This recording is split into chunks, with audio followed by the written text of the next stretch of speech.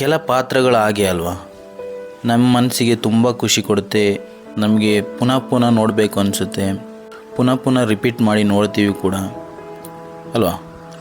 ಆ ಥರ ರಿಪೀಟ್ ಮಾಡಿ ನೋಡಿದಂತೆ ಕೆಲ ಸಣ್ಣ ಪುಟ್ಟ ಪಾತ್ರಗಳ ಬಗ್ಗೆ ಇವತ್ತು ಈ ವಿಡಿಯೋದಲ್ಲಿ ನೋಡೋಣ. ಇನ್ನೇನು ತಡ, ಬನ್ನಿ ವಿಡಿಯೋ ಶುರು ಮಾಡೋಣ. Welcome to Aim Studios. Simple ಆಗೊಂದು ಲವ್ ಸ್ಟೋರಿ ಕಂಗ್ಲೀಷ್. ಬಾಯಿ ತೆಗೆದ್ರೆ ಇಂಗ್ಲೀಷು, ಅದು ಕರೆಕ್ಟಾಗಿ ಮಾತಾಡ್ತಾನ? ಇಲ್ಲ, ಅದು ಇಲ್ಲ. ರಕ್ಷಿತ್ ಶೆಟ್ಟಿಯ ಗೆಳೆಯನ ಪಾತ್ರದಲ್ಲಿ ಬರುವಂಥ ಈ ನಟ ಕೆಲವು ಕ್ಷಣ ಸ್ಕ್ರೀನಲ್ಲಿ ಬಂದರೂ ಕೂಡ ನಮ್ಮನ್ನೆಲ್ಲ ನಗಿಸ್ಬಿಟ್ಟಿದ್ದಾರೆ. ಸಿನಿಮಾ ರಿಲೀಸ್ ಆದ ಟೈಮಲ್ಲಿ ಈ ನಟ ಹೇಳಿದಂಥ ಡೈಲಾಗ್ಗಳು ತುಂಬ ಫೇಮಸ್ ಆಗಿದ್ವು, ಒಂದು ಟ್ರೆಂಡ್ ಆಗಿಬಿಟ್ಟಿತ್ತು, ಎಲ್ಲರ ಬಾಯಲ್ಲಿ ಅದೇ ಮಾತು. ಲವ್ ಮಾಕ್ಟೈಲ್ 2 ರೇಣು ಮತ್ತು ಅವಳ ಮಗ. ಸೆಕೆಂಡ್ ಹಾಫ್ನಲ್ಲಿ ಬರುವಂಥ ಈ ಪಾತ್ರಗಳು ಆ ಚಿತ್ರಕ್ಕೆ ಜೀವ ತುಂಬಿದ್ದಾರೆ ಅಂತಲೇ ಹೇಳ್ಬೋದು.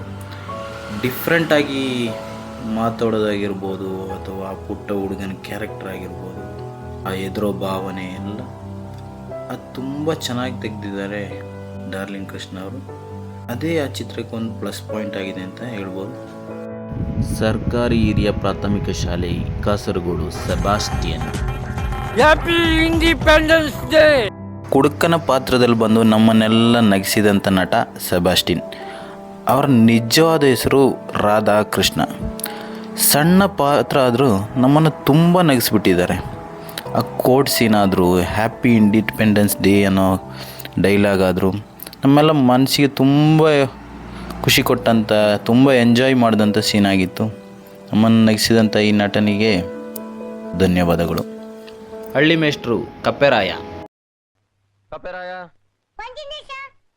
ಏನು ಸದ್ದು ಮಾತ್ರ ಬರ್ತಾ ಇದೆ, ಮೂತಿನೇ ಕಾಣ್ತಾ ಇಲ್ಲ. ಕಪ್ಪೆರಾಯ ಈ ಪಾತ್ರ ಯಾರಿಗೆ ತಾನೇ ಗೊತ್ತಿಲ್ಲ ಹೇಳಿ.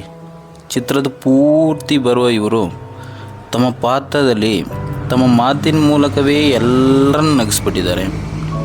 ಒಂಥರ ಡಿಫ್ರೆಂಟ್ ಕ್ಯಾರೆಕ್ಟರ್ ಅಂತಲೇ ಹೇಳ್ಬೋದು. ಇವರ ನಟನೆಗೆ ನಮ್ಮದೊಂದು ಹ್ಯಾಟ್ಸ್ ಆಫ್. ಧನ್ಯವಾದಗಳು ಸರ್. ಈ ವಿಭಿನ್ನ ಪ್ರಯತ್ನ ನಿಮಗೆ ಇಷ್ಟ ಆದರೆ ಲೈಕ್ ಮತ್ತು ಶೇರ್ ಮಾಡೋದನ್ನು ಮರಿಬೇಡಿ.